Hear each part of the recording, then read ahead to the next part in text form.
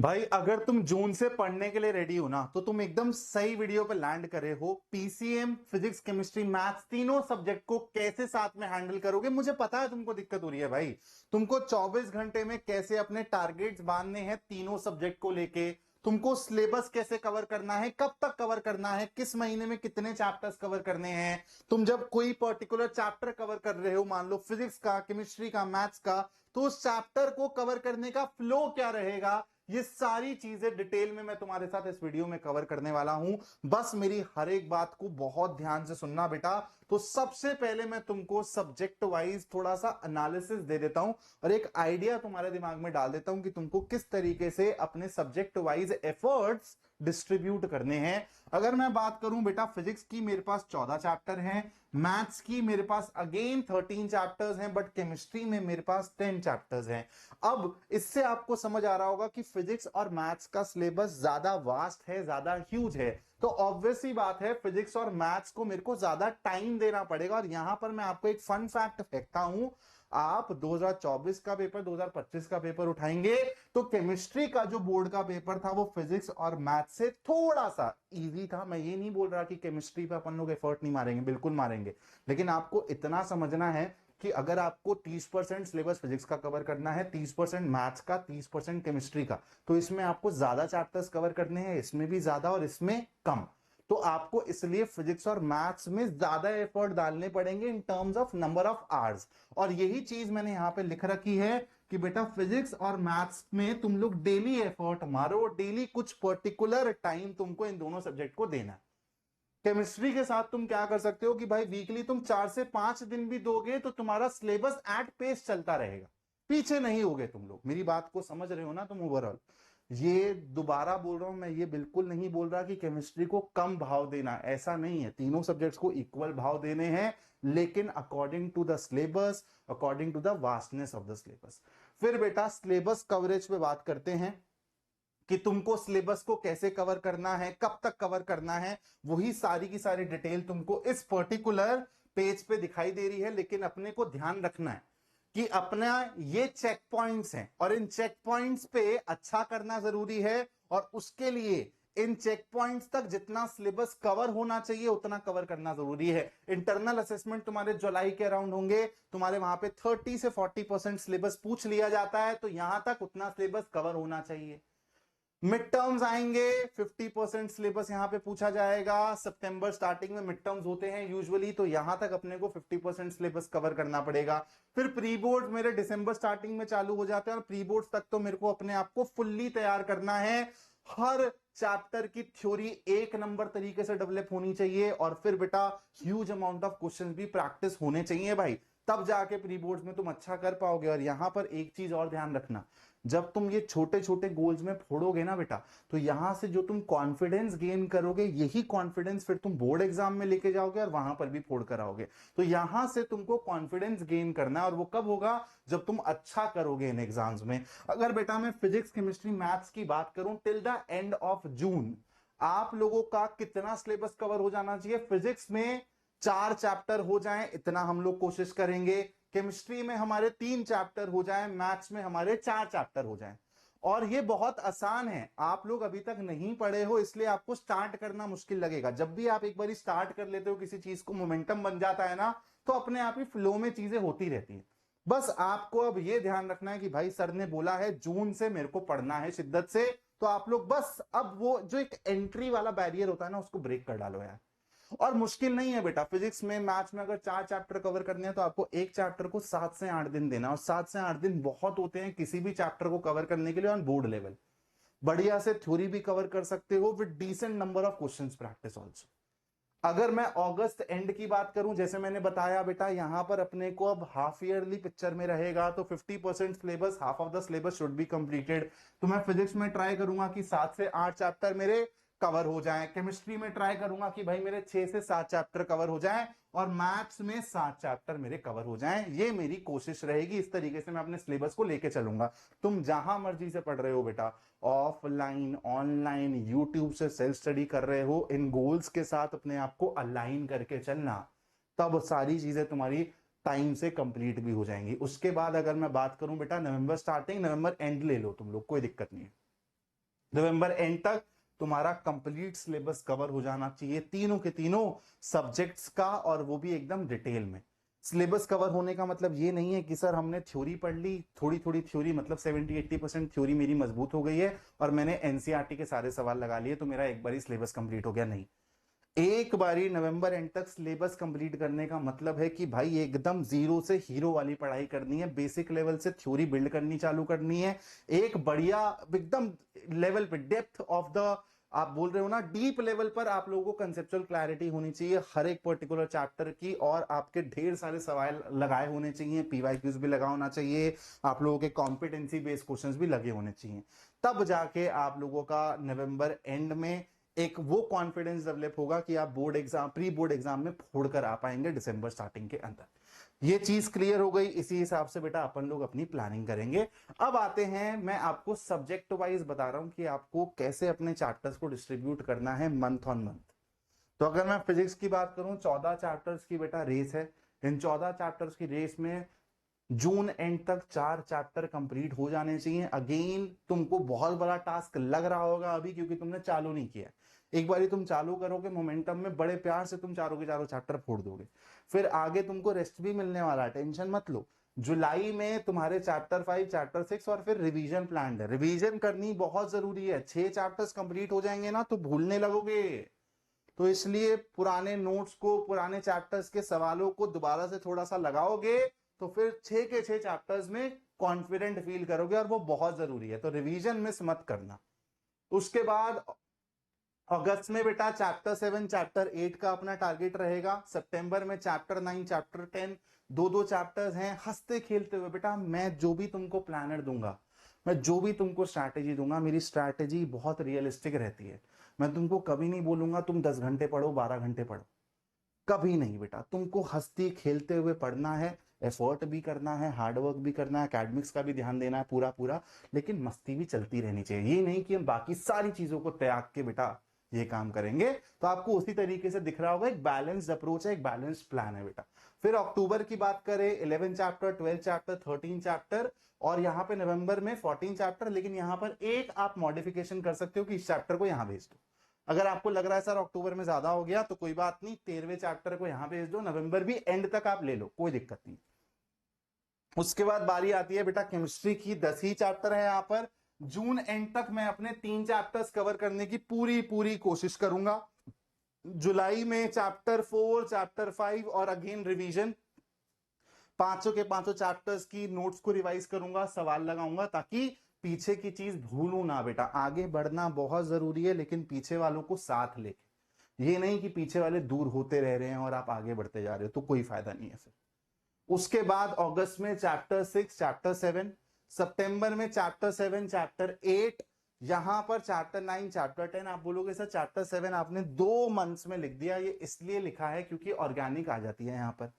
Organic बच्चों को starting में समझने में थोड़ा सा टाइम लगता है, चैप्टर्स भी यहाँ पे लेंदी है, तो ये आप मॉडिफिकेशन कर सकते हो कि यार किसी चैप्टर अगर नहीं खत्म हो रहा किसी महीने में, तो उसको अगले महीने में एक्सटेंड कर दिया।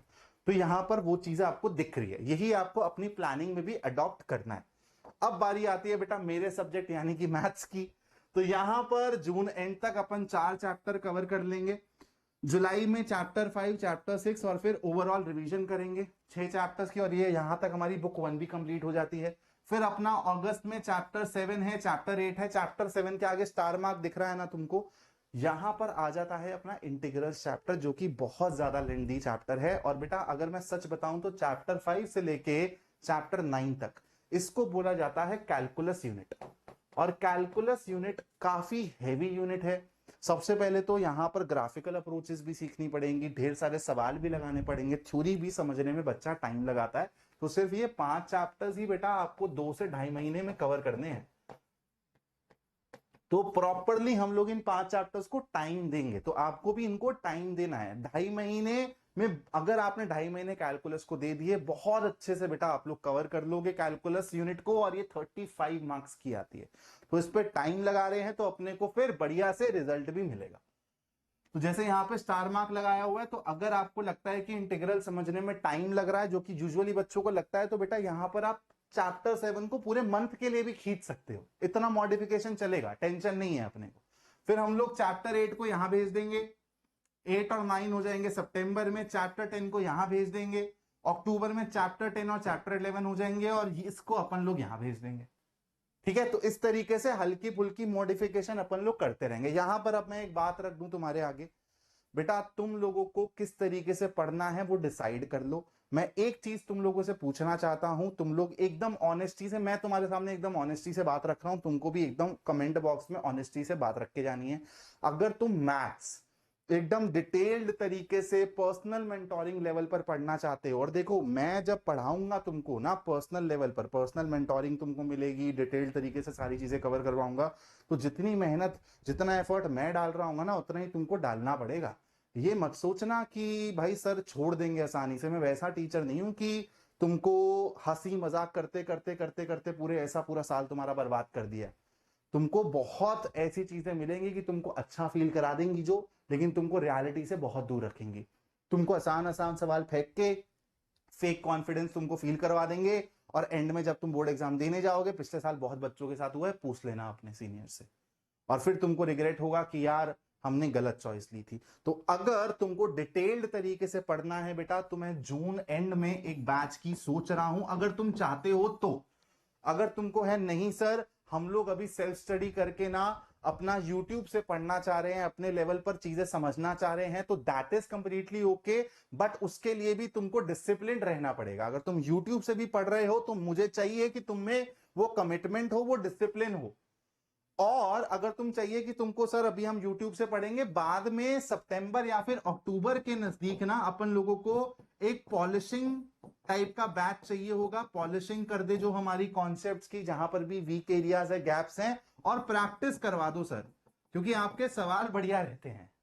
तो बेटा जो मैं करवाऊंगा ना वो तुमको बाकी चैनल्स पर नहीं मिलेगा, इस चीज की मैं तुमको गारंटी दे रहा हूं। जो मेरे पास वो क्वेश्चन कलेक्शन है ना, और लेकिन यहां पर मैं एक चीज तुमको बोल दूं, अगर तुम मेरे बैच में आते हो, सबसे पहले तो तुमको यही डिसाइड करना है कि जून में तुमको एक प्रॉपर डिटेल्ड बैच चाहिए, या फिर तुम लोगों को अक्टूबर के टाइम पे एक पॉलिशिंग वाला प्रैक्टिस बैच चाहिए। इसका आंसर मेरे को कमेंट बॉक्स में डाल देना।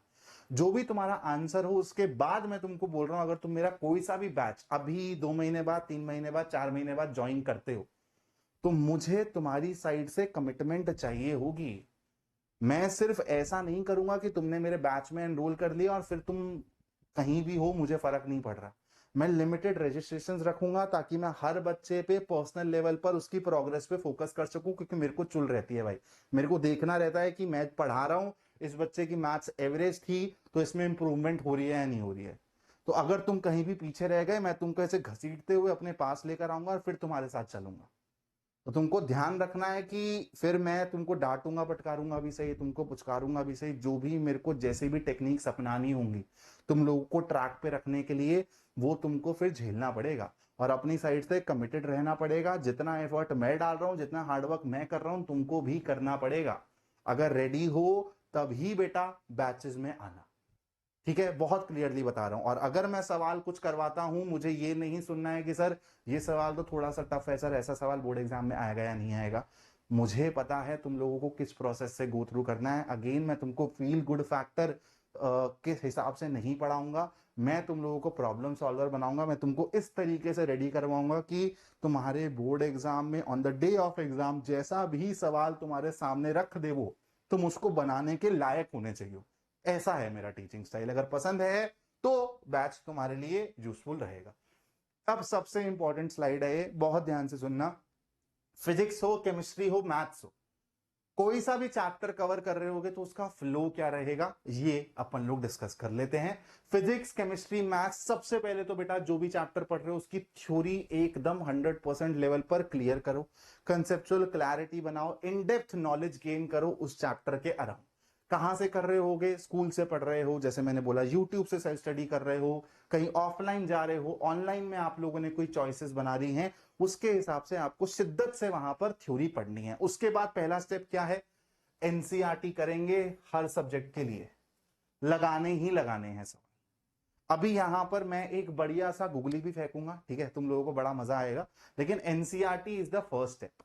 उसके बाद बेटा फिजिक्स की बात करूं, केमिस्ट्री की बात करूं, मैथ्स पे भी मैं आऊंगा, तो यहां पर बच्चा रेफरेंस बुक लेता है।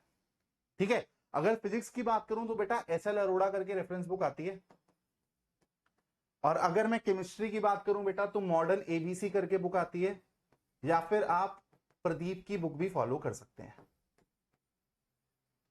ठीक है, मोटी मोटी बुक्स हैं काफी, और अच्छे खासे नंबर ऑफ क्वेश्चन यहां पे प्रैक्टिस करने को मिलेंगे। इसके अलावा क्वेश्चन बैंक रहता है।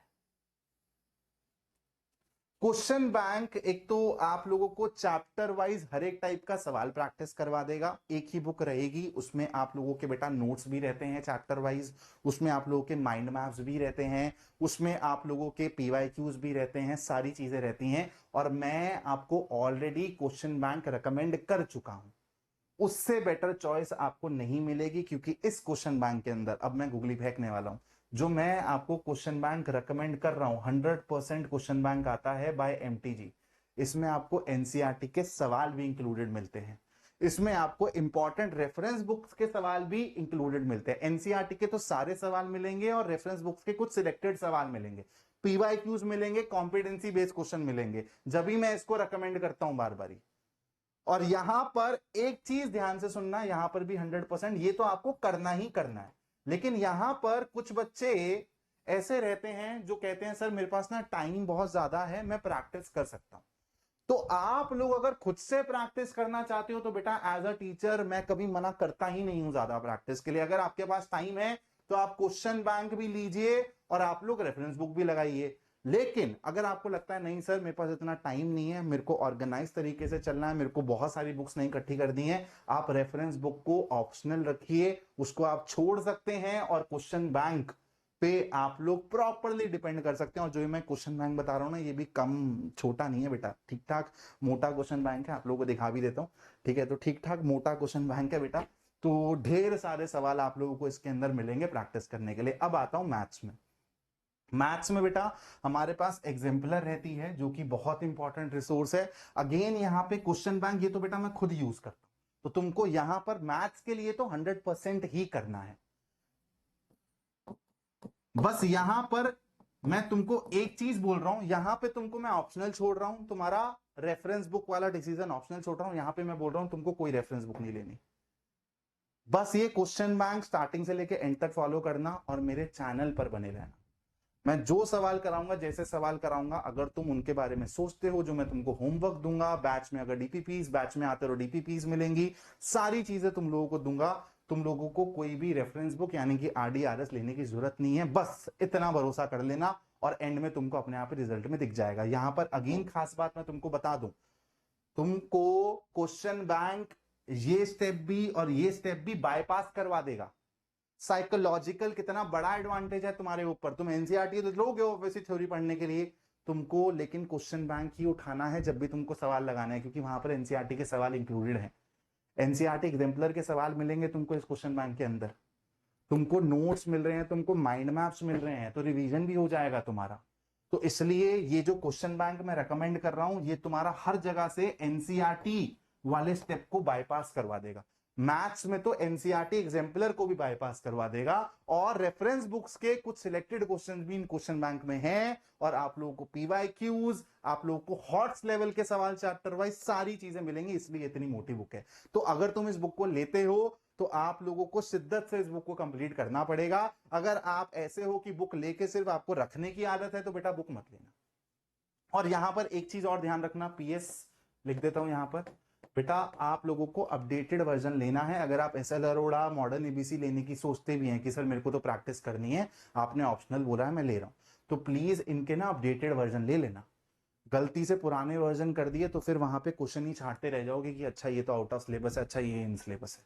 तो अगर तुम बोलोगे तो मैं ये जो रेफरेंस बुक है दोनों की दोनों एसएल अरोड़ा और मॉडर्न एबीसी, इनका लिंक तुम लोगों को डिस्क्रिप्शन में कहीं पे प्रोवाइड करा दूंगा, और 100% क्वेश्चन बैंक का लिंक भी मैं डिस्क्रिप्शन में तुम लोगों को दे दूंगा। उसके साथ साथ फिर अपने को बेटा चैप्टर वाइज पीवाईक्यूज बनाते हुए चलने हैं। क्वेश्चन बैंक में तुमको मिलेंगे, लेकिन अगर तुम्हारी चॉइस है नहीं सर मेरे को तो लास्ट 10 साल के टॉपिक वाइज चैप्टर वाइज सवाल करने हैं, तो तुमको मैं पीवाईक्यू की बुक भी रेकमेंड कर दूंगा, चैंपियंस करके बुक आती है, वो भी मैं डिस्क्रिप्शन में डाल दूंगा, मोर देन एनफ है। कॉम्पिटेंसी क्वेश्चंस, कॉम्पिटेंसी क्वेश्चंस पे अपन लोग अलग से फोकस करेंगे, लेकिन इसके लिए अपने को अलग से बुक लेने की जरूरत नहीं है। क्वेश्चन बैंक में ही अपने को चैप्टर वाइज एमसीक्यूज भी मिल जाएंगे और केस बेस्ड क्वेश्चन भी मिल जाएंगे। यहां पर एक बात और ध्यान रखना, आप लोगों को बहुत लोग ऐसा बोलते हुए दिखाई देंगे कि यार ये चैप्टर्स ना केस बेस्ड के हिसाब से ज्यादा इंपॉर्टेंट है मैथ्स में, फिजिक्स में, केमिस्ट्री में। ऐसी बातों को एक कान से सुनना, दूसरे कान से निकाल देना। सीबीएसई कुछ भी कर सकता है, आपका केस बेस्ड सवाल किसी भी चैप्टर से आ सकता है, एनी चैप्टर। तो आपको हर चैप्टर के हिसाब से enough number of MCQs, enough number of assertion reason, enough number of case based question करने हैं। गलत फहमी में मत रहना, ऐसे टीचर्स तुमको मिस गाइड कर देंगे। पहले ही मैं तुमको बता रहा हूं, बच जाना ऐसी चीजों से। सारी चीजें समझ आ गई। कॉम्पिटेंसी बेस्ड क्वेश्चन यहां पर भी तुमको चैप्टर वाइज अलग से लेके चलने हैं। मैथ्स में बेटा हम है ना, क्यों टेंशन ले रहे हो, ठीक है। बस मेरे को जो तुम्हारा बैच से रिलेटेड डिसीजन है वो मेरे को तुम लोग चैट में लिख के, कमेंट में लिख के बता देना, मेरे को उससे क्लैरिटी मिलेगी। उसी के हिसाब से बेटा मैं अपने यूट्यूब की जो भी चीजें है ना प्लान करूंगा। How will I help in terms of maths? Obviously बेटा यूट्यूब पे ऑलरेडी तुम्हारा भर भर के कंटेंट पड़ा है और कंटेंट मैं डाल रहा हूं। इतना कंटेंट ना पिछले साल किसी ने डाला था, ना इस साल कोई डालेगा। लेकिन तुमको दिखेगा कि सर यहाँ पे यार गाइड भी करते हैं, और सर फिर बढ़िया सवाल भी लेकर आते हैं हमारे लिए, और सर फिर डिटेल्ड वन शॉट भी करवाते हैं, पीवाईक्यूज भी करवाते हैं। ऑलरेडी वन शॉट की प्लेलिस्ट बन रखी है, हर एक चैप्टर डिटेल में पढ़ाया जा चुका है। उसके बाद भी मैं दोबारा से तुम्हारे लिए नए वन शॉट्स बना रहा हूं, क्योंकि कुछ बच्चों की डिमांड थी कि सर अपने को नए वन शॉट्स चाहिए, तो मैं बना रहा हूं। ऑलरेडी बेटा पीवाईक्यूज की प्लेलिस्ट बन रखी है, लास्ट 10 साल के पीवाईक्यूज करवा रखे हैं, और वो भी धाकड़ धाकड़ पीवाईक्यूज जो बाकी टीचर्स उठाते तक नहीं है। जेन्युइनली बोल रहा हूं, तुम जाके ललकार सीरीज देखना मेरी, और उसमें कमेंट पढ़ना, तुमको समझ आ जाएगा कि मैंने कैसे सवाल लिए हुए हैं उसमें। और वो सारे सवाल आजकल के डेट के हिसाब से, आजकल के पैटर्न के हिसाब से बहुत ज्यादा इंपॉर्टेंट है, क्योंकि आपकी प्रॉब्लम सॉल्विंग चेक करते हैं। इसके साथ साथ बेटा मैं एक्सरसाइज वाइज भी सवाल करा रहा हूं। मैंने ऑलरेडी एक्सरसाइज 2.1, एक्सरसाइज 2.2 कवर कर लिया है सेकंड चैप्टर का, मिसलेनियस करूंगा, फिर थर्ड चैप्टर पे भी आऊंगा। वन शॉट मैट्रिसेस का डाल चुका हूं नया, डिटर्मिनेंट्स का आज या कल में डल जाएगा। तो ढेर सारा कंटेंट है, बस तुम लोग यूट्यूब चैनल को सब्सक्राइब करके रखना। और अगर सेल्फ स्टडी कर रहे हो तो इससे बेटर कंटेंट तुमको नहीं मिलेगा, बस शिद्दत से, डिसिप्लिन से फॉलो करना। उसके बाद बेटा ऐप पर तुमको खजाना मिल रखा है यार, सब कुछ मुफ्त है तुम्हारे लिए। तुमको यहां पर बेटा मैंने पीसीएम के हैंड रिटन नोट्स प्रोवाइड कर रखे हैं, वो भी टॉपर के। मैथ्स के मेरे खुद के नोट्स प्रोवाइड कर रखे हैं हैंड रिटन यहां पर। इसके साथ साथ तुमको प्रीवियस ईयर पेपर्स मिल रहे हैं। यहां पर तुम लोगों को पर्सनल चैट करने का ऑप्शन मिलता है बेटा, जो तुम वहां पर भेजोगे ना, जब तुम डाउनलोड करोगे। सबसे पहले तो स्कोर अप की ऐप नहीं डाउनलोड करिए तो अभी करो, क्योंकि मिस कर रहे हो बहुत कुछ। यहां पर तुम मेरे से अपने पर्सनल डाउट्स, पर्सनल क्वेरीज भी पूछ सकते हो। जैसे ही तुम चैट में, बैकएंड में मैसेज भेजोगे, वो मेरे पास आता है सीधा। इसके अलावा बेटा डिफरेंट स्कूल के पेपर्स भी यहां पर अपलोडेड हैं। जो स्कूल में इंटरनल पेपर्स होते हैं ना, इंटरनल असेसमेंट, प्री बोर्ड्स, इन सब का तुमको फायदा उठाना है। और भी चीजें यहां पर ऐड होने वाली हैं आने वाले दिनों में। वेबिनार्स करवाऊंगा बेटा, स्पेशल यहां पर मेंटोरिंग सेशंस होंगे, सारी चीजें होंगी। और फिर उसके बाद बेटा बैच वाली चीज मैं तुम लोगों को बता चुका हूं, जो डिपेंड करता है, अगर तुमको एक डिटेल्ड तरीके से पढ़ना है, लेकिन दोबारा तुम्हारा कमिटमेंट रहना चाहिए। उसमें आके तुमको डांट भी पड़ेगी, तुम अगर इधर उधर कहीं गायब हो गए तो तुमको सुनना भी पड़ेगा, लेकिन फिर बढ़िया से पुचकारूंगा भी सही तुमको, और तुम्हारा रिजल्ट अच्छा आएगा। ध्यान रखना, जितनी मेहनत मैं करूंगा उतनी तुमसे भी करवाऊंगा। तो अगर डिटेल्ड बैच चाहिए तो अपन लोग जून एंड से चालू करते हैं। एक पॉलिशिंग के लिए प्रैक्टिस टाइप का बैच चाहिए तो फिर वो अपन लोग सितंबर अक्टूबर में करेंगे। जो भी तुम्हारी चॉइस रहेगी उसी हिसाब से बेटा डिसीजन मेकिंग रहेगी। एकदम ऑनेस्टी से तुम्हारे सामने बात रख रहा हूं, कोई रखता है ऐसे आके बताओ? तुम देख लेना बेटा, इतनी ऑनेस्टी से तुमसे कोई बात नहीं करेगा, ठीक है। तो तुम्हारे सामने सब कुछ मैंने ऑनेस्टी से रख दिया है, सारा प्लानर तुम्हारे सामने एकदम रख दिया है। तुमको बस अब इस प्लानर को फॉलो करना है दोस्त। जून से सीरियस हो जाओ, पढ़ो बढ़िया तरीके से, 24 घंटे को अच्छे से यूटिलाइज करो, और एट द सेम टाइम मस्ती भी चलती रहनी चाहिए। तो एक बैलेंस बना के रखो, स्टार्टिंग से ही अगर बैलेंस बना के रखोगे तो एंड में ज्यादा लोड नहीं आएगा, सरदर्द नहीं होगा। Thank you so much for watching this video. जय हिंद दोस्तों।